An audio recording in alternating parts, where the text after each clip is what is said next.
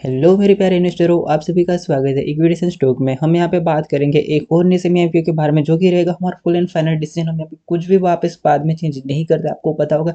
हमारे सिर्फ एक ही वीडियो होता है, थोड़ा सा लंबा होता है, बट आपको यहाँ पे पूरी सेटिस्फेक्शन यहाँ पर मिल जाएगी। हम यहाँ पे क्यों अवॉइड करते, क्यों अप्लाई करते और क्या रीजन है, सब कुछ आपको यहाँ पे सारी की सारी क्वेरी यहाँ पे सोल्व हो जाएगी। तो प्लीज़ वीडियो को लास्ट तक बने रहिएगा। और आपको हमारे साथ टेलीग्राम ग्रुप में ज्वाइन होना है तो आपको सिंपल से क्या करना है, यहाँ पे अबाउट सेक्शन में आना है चैनल के, एंड यहाँ पे देखोगे तो यहाँ पे टेलीग्राम लिंक की यहाँ पे मैंने ऐड की हुआ है, ठीक है। तो आप वहाँ पे टेलीग्राम में आप ज्वाइन हो सकते हो। एंड अगर आपको हमारे ट्विटर अकाउंट के साथ ज्वाइन होना है तो वो भी आप यहाँ से लिंक क्लिक करके आप यहाँ पे ज्वाइन हो सकते हो। तो चलो इस वीडियो को बिना किसी तरीके यहाँ पे वीडियो को स्टार्ट करते हैं। तो आईपीओ का नाम यहाँ पे जीएसएम फोसेल करके, ठीक है। तो हम ये सारी बातें कितने साइज लोट है वो यहाँ पे डिस्कस करते टाइम यहाँ पे नहीं बिगाड़ने वाले, ठीक है। तो सिंपल से ये आईपीओ ओपन हुआ था 24 मई को एंड क्लोज होने वाला 28 मई को, मतलब ये आईपीओ ट्यूसडे को वहाँ पे क्लोज हो जाएगा। तो अपने पास एक मंडे है एंड ट्यूसडे, अपने पास 2 दिन है यहाँ पे। तो क्या करना है वो सब कुछ हम यहाँ पे डिस्कस करने वाले हैं, ठीक है। तो अभी देखो आईपीओ का जो मार्केट मेकर है, ठीक है, एमएम, जो हमें बहुत ज्यादा यहाँ पे रोल रहता है। एक बार हम मार्केट मेकर की यहाँ पे हिस्ट्री देख लेते हैं कि भाई कंपनी का मार्केट मेकर है, ठीक है, वो आईपीओ का उसकी क्या पास्ट हिस्ट्री रही है, ठीक है।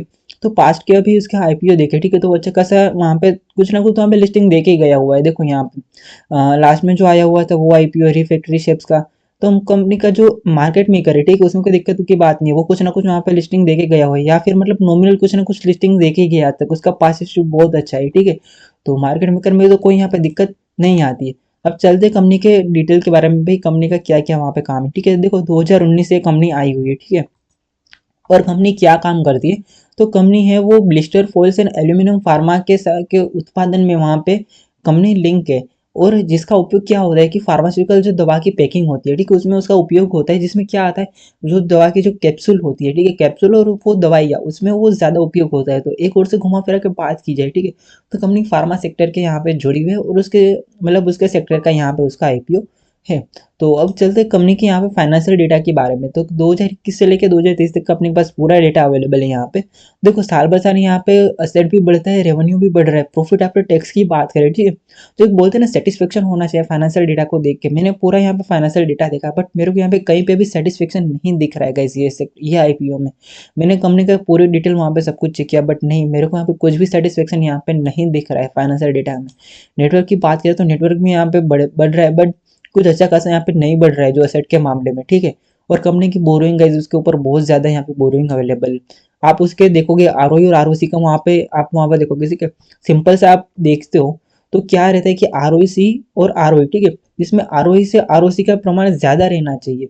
और वो ज्यादा किसके, मतलब सपोज देखो आरओई यहाँ पे 23 है, तो ये आरओसी 23 से ज्यादा होना चाहिए। और ये दोनों मिनिमम 15 या फिर 20 से ऊपर हो तो कुछ अच्छा खासा हम यहाँ पे मान सकते हैं कि अपने पास कुछ लिस्टिंग है, जैसे कुछ अवेलेबल है अपने पास।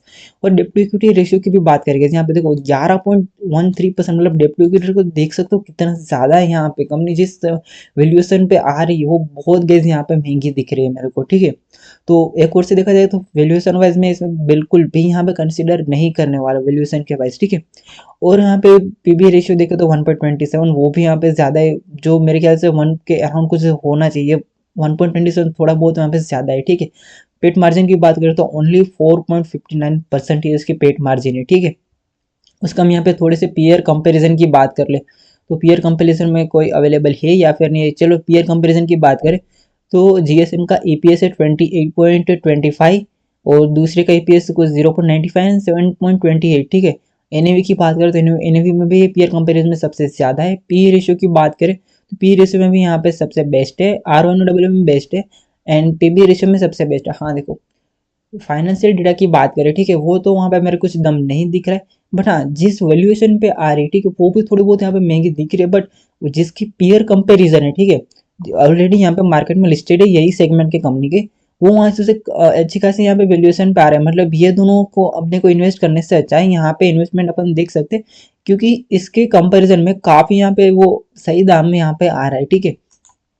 तो चलो गाइस यहाँ पे फाइनेंशियल डेटा वगैरह में तो मैं आपको लास्ट में सारा कंक्लूजन बताऊंगा, बट ये जस्ट फॉर्मेलिटी ताकि मैंने आपको सब कुछ यहाँ पे दिखाया हुआ है। एंड और बाकी यहाँ पे डिटेल में बात करें तो हाँ बेस यहाँ पे डिटेल में तो और कुछ यहाँ पे नहीं है।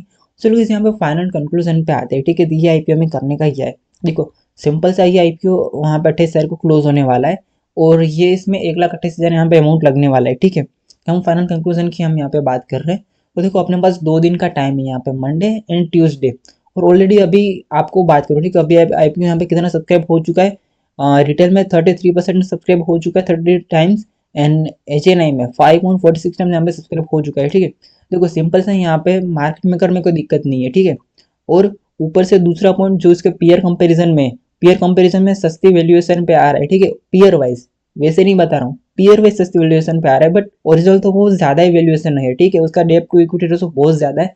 तो फाइनेंशियल डेटा ठीक ठाक है वहाँ पे, तो कोई मतलब वैसा नहीं कर सकते कि अपने पास बहुत सारा लिस्टिंग इनका वहाँ पे मिल सकता है, ठीक है। अराउंड रफली यहाँ पे 15-20% अराउंड कुछ वहाँ पे दिख रहा है, तो कुछ ना कुछ ज्यादा मेरे को यहाँ पे नहीं दिख रहा है, ठीक है। तो फाइनेंशियल बात मैंने आपको बता दी, ठीक ठाक है वहाँ पे। मार्केट मैनेजर की बात कर ली, वो भी यहाँ पे ठीक ठाक है, ठीक है। और लीड मैनेजर भी यही है, शेयरनी शेयर्स वही लीड मैनेजर है, तो वो उसमें भी कोई दिक्कत की बात नहीं है।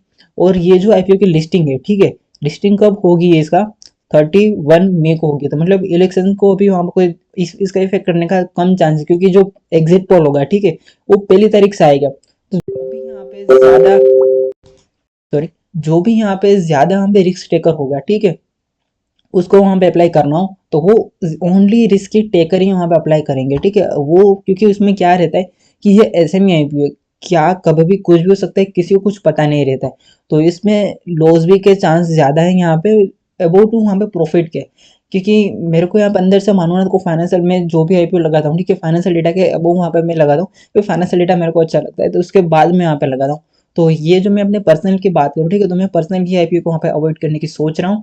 और क्योंकि मेरे पास अपॉर्चुनिटी बहुत ज़्यादा है गाइस, यहाँ पे देखो मैं अभी दूसरे आईपीओ की बात करूँ, ठीक है, मैं उसके एक बार लिस्ट में चले जाता हूँ, तो अपने पास करंट डैशबोर्ड में देखो अपने पास बहुत ज़्यादा यहाँ पे आईपीओ अवेलेबल है। तो ऐसे क्यों आईपीओ को मैं यहाँ पे सिलेक्ट करूँ जिसमें मेरे को वहाँ पे लॉस वीक के चांस मेरे को आंखों के सामने दिख रहा हो, ठीक है, और लिस्टिंग वहाँ पे नॉमिनल दिख रही हो, तो मैं यहाँ पे क्यों वहाँ पे जाऊँ। और उसका भी हाल ही में उसका जीएमपी देख लेते हैं, ठीक है, अभी उसका ग्रे मार्केट कितना चल रहा है, उसका भी ग्रे मार्केट प्रीमियम की अभी मैं बात करूँ तो रफली इसका ग्रे मार्केट प्रीमियम देखो गाइस 25% यहाँ पे चल रहा है, तो कुछ ग्रे मार्केट में कुछ खासी यहाँ पे नहीं दिख रहा है, ठीक है।